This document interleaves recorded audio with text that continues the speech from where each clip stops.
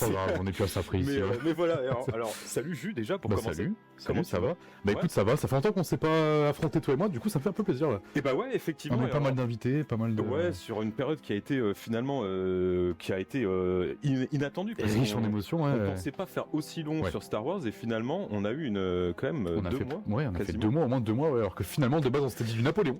Ouais, et on a fini par faire que du Star Wars, c'était quelque chose. Non mais voilà. C'est vrai que de base on était vraiment parti pour se focus sur tous les âges un peu qu'on pouvait avoir en figurines Lego, donc que ce soit du Napoléon, enfin du 19e siècle et les guerres napoléoniennes, que ce soit du médiéval, de l'Antiquité avec les Romains contre les barbares, que ce soit même du moderne. On sait que maintenant il y a quand même pas mal de figurines Lego sur des époques un peu modernes, un peu plus modernes.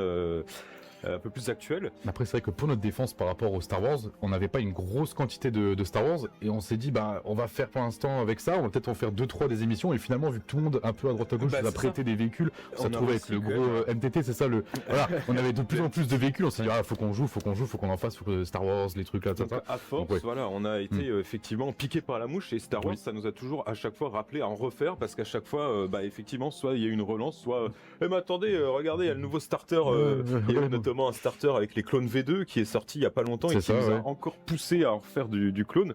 Donc voilà, on a vraiment la possibilité de découvrir toutes les époques, tous les âges. Et aujourd'hui, qu'est-ce qu'on va faire, mon cher Jules? Vous l'avez vu dans le titre, notamment on va faire du Seigneur des Anneaux avec un peu de mélange de Game of Thrones pour les kiffeurs de Game of Thrones. Voilà, 2-3 figurines, vous avez bien aimé. On s'est dit bouclier château fort, épée Master Sword, et puis forcément les deux s'assemblent. Donc et puis c'est pas n'importe quel Seigneur des Anneaux, ça va être de l'elfe tout doré. Contre de l'orque un peu grisâtre, violent, méchant, sombre. Sur un moment un peu triste de l'époque où effectivement il y a une vague. Alors j'y connais pas grand chose.